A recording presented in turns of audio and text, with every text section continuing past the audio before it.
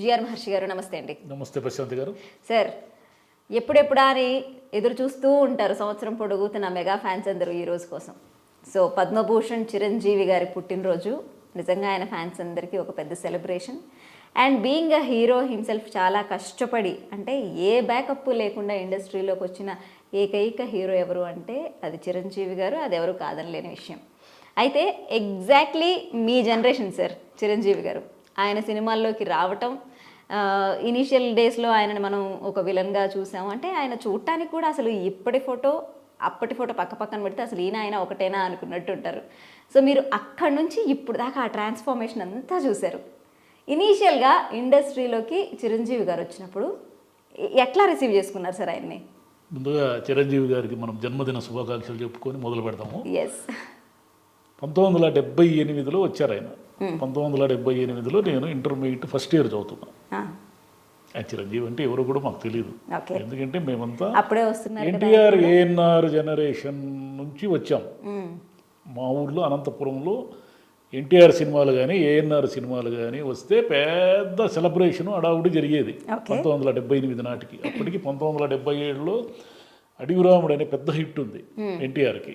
తర్వాత యమగోళ, తర్వాత ఏఎన్ఆర్ గారికి కూడా అంతటి హిట్స్ లేవు కానీ ఏదో నడుస్తూ ఉంది. ఈ కొన్ని సినిమాలు వస్తున్నాయి. ఇలా జరుగుతున్నప్పుడు కృష్ణ, శోభన్ బాబు వాళ్ళ నెక్స్ట్ హీరోస్. కృష్ణకి విపరీతమైన ఫాలోయింగ్ ఉండేది. విపరీతం అంటే పొద్దున్నే 8 గంటలకి ఆ రోజుల్లో మార్నింగ్ 8కి స్టార్ట్ అవుతుంది అనమాట. 5 ఆటలు వేసేవాళ్ళు కృష్ణ సినిమా వస్తే. ఏఎన్ఆర్, ఎన్టీఆర్ వీళ్ళవన్నీ కూడా 2 థియేటర్లు ఇచ్చేవాళ్ళు. కృష్ణది కూడా ఇచ్చేవాళ్ళు. శోభన్ బాబుకి ఫ్యామిలీ ఫాలోయింగ్, ముఖ్యంగా ఉమెన్ ఎక్కువ చూసేవాళ్ళు శోభన్ బాబు. నెక్స్ట్ కృష్ణమరాజు గారు, మన చంద్రమోహన్ చిన్న చిన్న సినిమాలు చేసేవాళ్ళు. కృష్ణమరాజు గారు ఒక రేంజ్ హీరోనే కానీ అక్కడ అంత ఫాలోయింగ్ లేదు అనంతపురంలో. ఆయన సినిమాలు కూడా చూసేవాళ్ళు. వీళ్ళు క్రమేపీ అంటే చూస్తూ ఉండడం వల్ల నాకనే కాదు అప్పటి జనరేషన్కి ఒక కొత్త ఫేస్ ఏదో కావాలి. ఒక కొత్త ఫేస్ కోసం వెయిట్ చేస్తున్నారు. వాళ్ళకు కూడా తెలియదు ఎక్కడి నుంచి వస్తారో తెలియదు కదా హీరోలు అనేవాళ్ళు. అంటే ఈ విగ్గులు, ఈ ఏజ్ ఓల్డ్ ఇలాంటివి కాకుండా వీళ్ళందరూ, నేను చెప్పే హీరోలందరూ కూడా అప్పటికి వాళ్ళైతే పెద్దవాళ్ళు అయిపోయారు. ఏఎన్ఆర్, ఎన్టీఆర్, కృష్ణ, శోభన్ బాబు, కృష్ణరాజు వీళ్ళకి కూడా వయసు వచ్చేసింది. అప్పటికి వాళ్ళు వచ్చి ఇండస్ట్రీకి వచ్చి దాదాపు 8-10 ఏళ్ళ పైన అయింది. 10 ఏళ్ళలో చాలా సినిమాలు తీశారు. కొత్త నీరు కావాలి కానీ ఎక్కడి నుంచి వస్తుందో తెలియదు. ఇది జరుగుతూ ఉన్నప్పుడు ప్రాణం ఖరీదు అని ఒక సినిమా వచ్చింది. ప్రాణం ఖరీదులో చిరంజీవి సైడ్ రోల్లో ఉంటారు. Anantapuram Shanti talkies, black and white cinema. Anantapuram Shanti ట్యాక్స్లో నేను చూశాను ఆ సినిమా.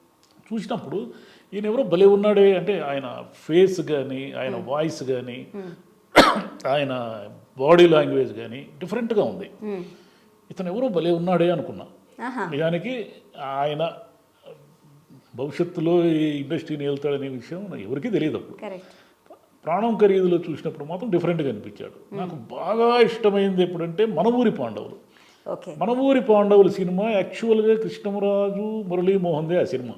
వాళ్ళే హీరోలు. మీకు సినిమా అంతా కూడా అన్ని ఫ్రేముల్లోనూ వాళ్ళే లీడ్ రోల్ ఉంటుంది, వాళ్ళ మీదే కథ నడుస్తుంది. కానీ చిరంజీవి ఉన్న కాస్త సీన్లు, కొన్ని ఫ్రేమ్స్లో కూడా ఈయన ఎక్కడ కూడా తాను కూడా ప్రధానమైన నటుడు అనే మూడ్లోనే ఉంటాడు. మీరు 5 ఉంటారనుకోండి ఆ ఫ్రేమ్లో, చిరంజీవి ప్రత్యేకంగా ఉంటాడు. మీరు కావాలంటే యూట్యూబ్లో చూడండి ఒకసారి. అటెన్షన్ గ్రాప్ చేస్తాడు అనమాట. ఎవరితను అని. అతను ఎంత ఇది చేశారంటే, తర్వాత రోజుల్లో తాయారమ్మ బంగారయ్య అని ఒక సినిమా వస్తే దాంట్లో 5 నిమిషాలు రోల్ ఉంది ఆయనది. అంత 5 నిమిషాలు అతిథి నటుడుగా కనిపిస్తాడు. ఒక చిన్న డ్యాన్స్ చేస్తాడు, ఏదో అమ్మాయిని ఏదో వేధించి విలనీ క్యారెక్టర్ అన్నమాట. అప్పుడు కూడా 5 నిమిషాల కోసం చిరంజీవి కోసం వెళ్ళిన వాళ్ళు ఉన్నారు తాయారమ్మ బంగారయ్యకి. నిజంగా. అంటే ఇతను ఎవరో కొత్త, ఇతను డిఫరెంట్గా ఉన్నాడు. ఈయన బాగా అంటే మ్యాన్లీ అన్నమాట. ఎవరినైనా ఆకర్షిస్తాడు స్క్రీన్ మీద ఉంటే. ఆ కళ్ళు, ఆ మాట అన్నీ కూడా. అది మెల్లిగా కుర్రాళ్ళకి ఇతను ఎవరో కొత్త ఆయన చిరంజీవి వచ్చాడు అనేది రిజిస్టర్ అవుతూ ఉంది. ఇలా రిజిస్టర్ అవుతున్నప్పుడు ఏం జరిగిందంటే, ఇది కథ కాదని ఒక సినిమా వచ్చింది. ఇది కథ కాదు, బాలచంద్రది మంచి సినిమా, జయసుధా ఉంటారు. ఇది కథ కాదులో ఆయన విలను. చిరంజీవి. కానీ దాంట్లో కమల్ హాసన్ చాలా మంది నటులు ఉన్నప్పటికీ కూడా చిరంజీవి కాసేపు నటన మనల్ని కట్టిపడేస్తుంది. ఓకే. అంటే ఒక అమ్మాయిని భార్యని వేధించడము అనేది కూడా అతను డిఫరెంట్గా చేశారు. ఓకే. అంటే క్రూయాలిటీ ఉంటుంది దాంట్లోనే, కొంచెం ఆమెను వెటకారం ఉంటుందన్నమాట. ఆమె ఏదో వేధించడం అంటే పట్టుకొని తన్నడం కాదు, ఒక వెటకారంతో కూడిన క్రూయాలిటీ ఉంటుంది ఆ పాత్రలో. సైకిక్ క్యారెక్టర్ అద్భుతంగా పండించారు ఆయన. ఓకే. నిజానికి ఆ తర్వాత హీరో కాకుండా ఉంటే ఆయన పెద్ద విలన్ అయ్యి మళ్ళీ హీరో అయి ఉండేవాళ్ళేమో. అంతేగా. అంతే. ఆయన తర్వాత ఏం చేశారంటే చాలా చిన్న సినిమాలు చేశారు, సైడ్ హీరోగా, చిన్న సినిమాల్లో హీరోగా. వచ్చిన ప్రతి అవకాశాన్ని అద్భుతంగా వాడుకున్నారు. ఎంత కేవలం 3-4 ఏళ్లలోనే 3-4 ఏళ్లలో ఆయన హీరోగా సినిమాలు చేశారు, విలన్గా చేశారు, రెండవ హీరోగా చేశారు. దేన్ని వదల సంవత్సరానికి 5-6 సినిమాలు అట్లా చేసుకుంటూ రావడం. కానీ ఏ స్టార్ ఎవరికైనా సార్ సినిమాలో ఒకసారి నేను ఫస్ట్ ఒక కామెడీ క్యారెక్టర్ కింద చేశానంటే ఇంకా అవే వస్తాయి, లేదంటే ఒక విలన్గా వచ్చానంటే ఇక అవే వస్తాయి, సైడ్ ఆర్టిస్ట్గా ఉన్నట్టు అవే వస్తాయి అనే ఒక ఇంప్రెషన్ ఉంటుంది కదా సార్. ఆయన ఎలాగా మినహాయింపు అయ్యారు చిరంజీవి గారు? ఉంటుంది, ఈయన అన్నిటికీ మినహాయింపు. అంటే కొంతమంది అలా లావా, అగ్నిపర్వతం లాగా, ఉప్పెన్ లాగా, తుఫాన్ లాగా వస్తారు ఇండస్ట్రీలో. ఎప్పుడైనా చాలా గ్యాప్ తర్వాత జరుగుతూ ఉంటాయి. అలా గ్యాప్ తర్వాత వచ్చిందే ఈ చిరంజీవి అనే తుఫాన్. చిరంజీవి గారు ఒక మిరాకిల్ అయితే తుఫాన్ అనమాట. అది మెల్లిగా అది చిన్న గాలివాన్ అనుకున్నారు, చిన్న గాలివాన్ అనుకున్నారు కానీ అది క్రమేపీ తుఫాన్ అనే విషయము అప్పటి వాళ్ళకి ఎవరు గ్రాస్ప్ చేయలే. మొదటి 1-2 ఏళ్లలో ఆ తుఫాన్ని పట్టుకోలేకపోయారు.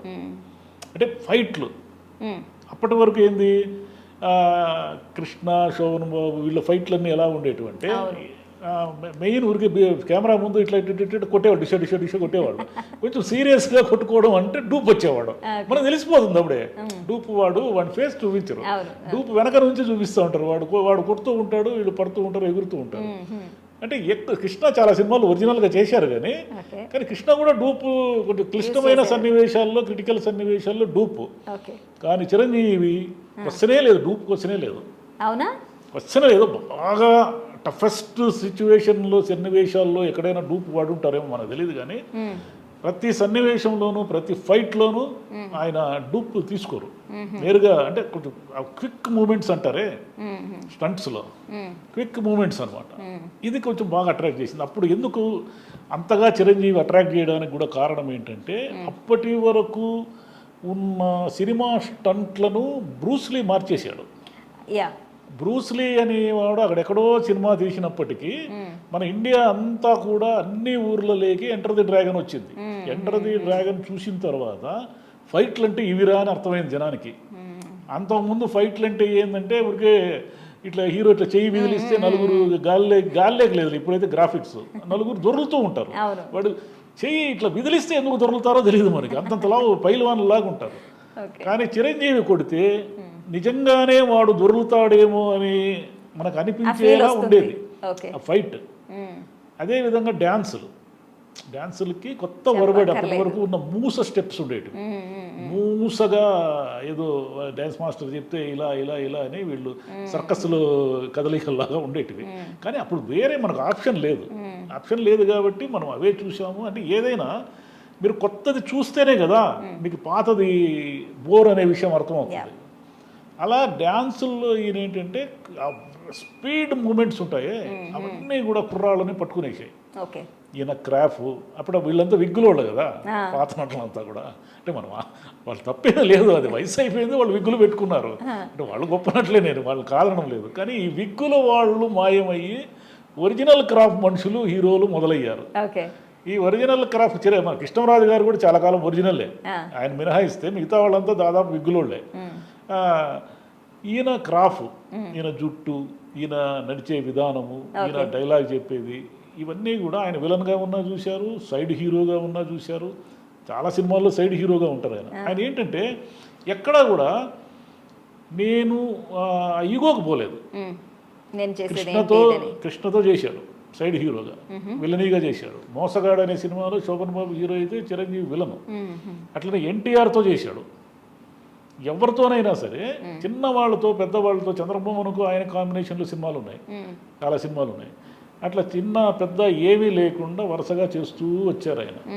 చేస్తూ రావడంతో మెల్లిగా ఏమైందంటే ఆయనకు హీరో ముద్ర ఏర్పడింది.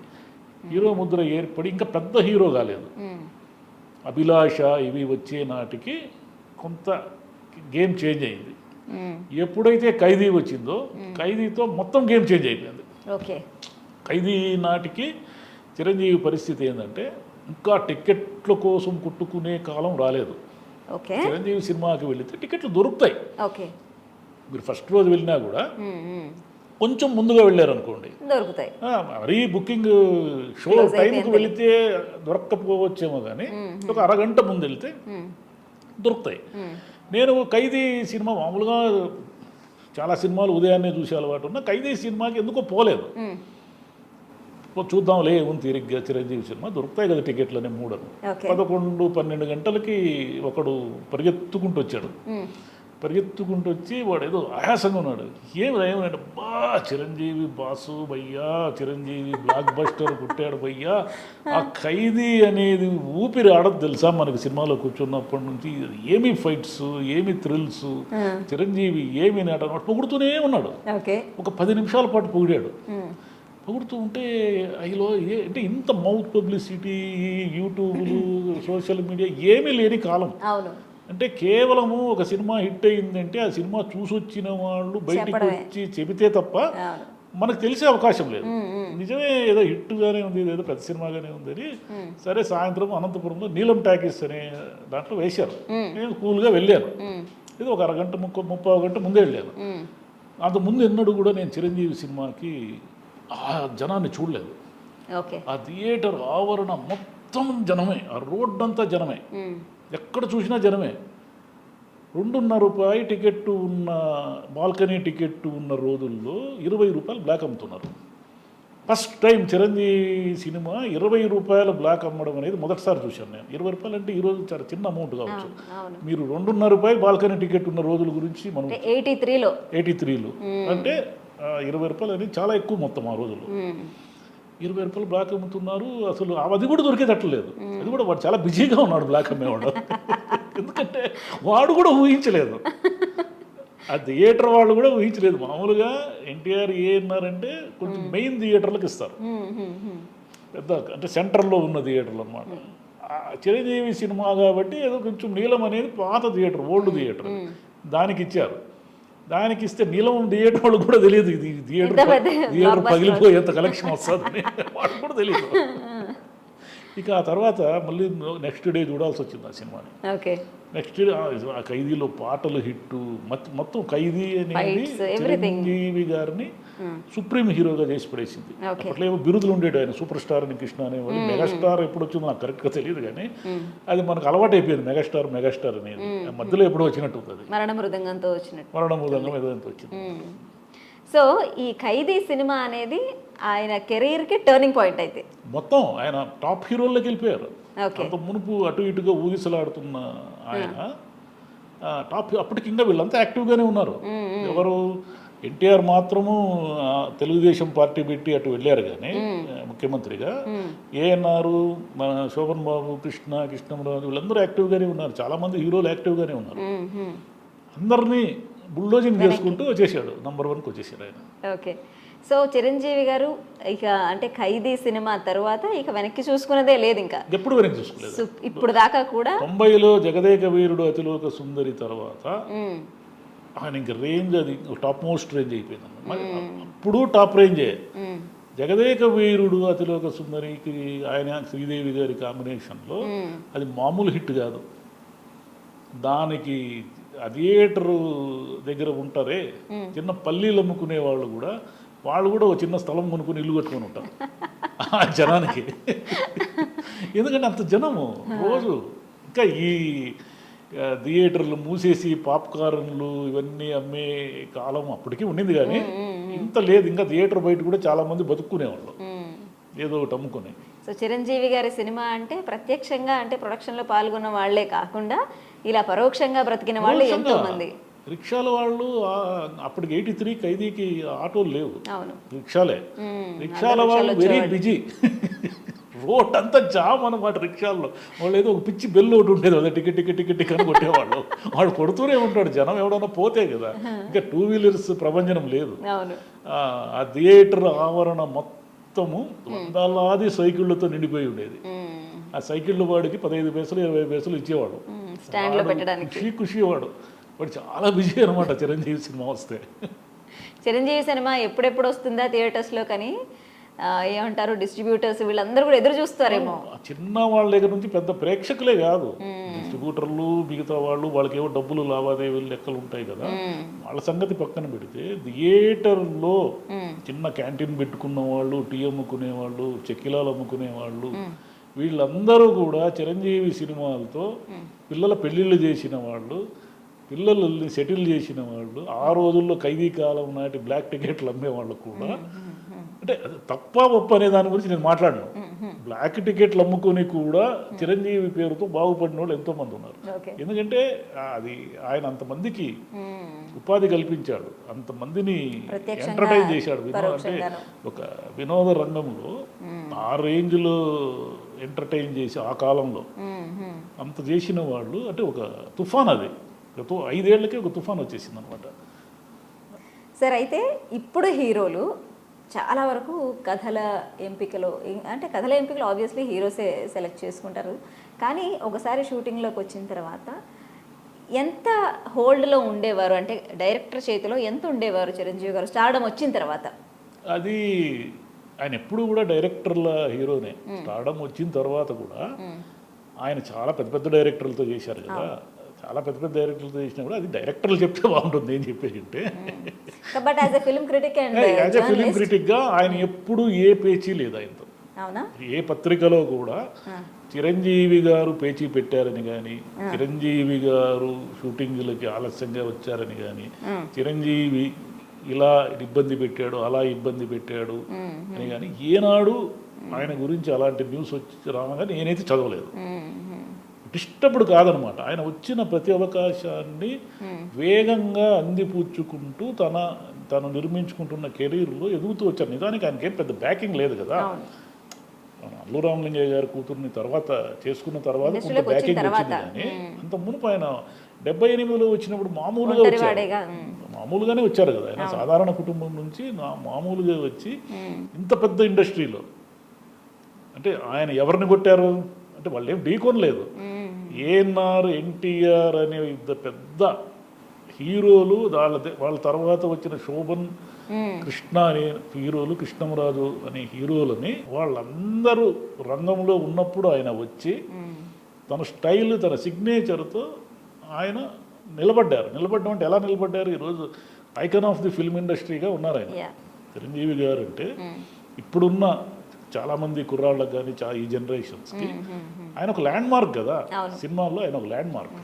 సార్ ఇప్పుడు ఆయన వచ్చిన సినిమాల్లోకి చిరంజీవి గారు వచ్చిన విధానం కానివ్వండి, ఆయన ప్రూవ్ చేసుకున్న విధానంలో కానివ్వండి, ఆయనని ఈరోజు మెగాస్టార్ అయిన ఆ జర్నీ అంతటినీ చూస్తే ఏ హీరో అయినా సరే ఆయన పడ్డ కష్టంలో కానివ్వండి, ఆయన పెట్టిన కృషిలో కానివ్వండి, దరిదాపుల్లో అయినా ఉన్నారు ఎవరైనా? అంటే అలా మనం కంపేర్ చేసి చెప్పలేము, కానీ ఆయన జర్నీ మాత్రము ఒక రకంగా చిరంజీవి గారిలోని నటుడిని ఇంకా మనం చూడలేదు. ఇన్ని సినిమాల తర్వాత కూడా నాకు ఇంకా ఎక్కడో అసంతృప్తి ఉంది. ఎందుకు అసంతృప్తి ఉందంటే ఆయన విలన్ ఫస్ట్ తొలి రోజుల్లో సైడ్ హీరోగా, విలన్గా, హీరోగా చేస్తూ వచ్చారు. క్రమేపీ ఏం జరిగిందంటే ఆయన్ని ఒక మూసలో ఇరికిచ్చారు. అంటే వ్యాపారం ఎప్పుడైతే కమర్షియల్ హీరోగా మారిపోయాడో అప్పటి నుంచి ఆయన ఒక మూసలో ఇరుక్కున్నారు. అంటే ఈ డబ్బుల లెక్కలు, వ్యాపారం లెక్కల్లో ఇరుక్కుపోవడం వల్ల చిరంజీవి ఇలా స్టెప్పులు వేయాలి, ఇలా డ్యాన్స్ చేయాలి, ఇలా హీరోయిజం చేయాలి, ఇలా ఫైటింగ్లు చేయాలి అనే ఒక మూస ఇరుక్కుపోవడం వల్ల అతనిలోని అసలు నటుడు మరుగున పడిపోయాడు.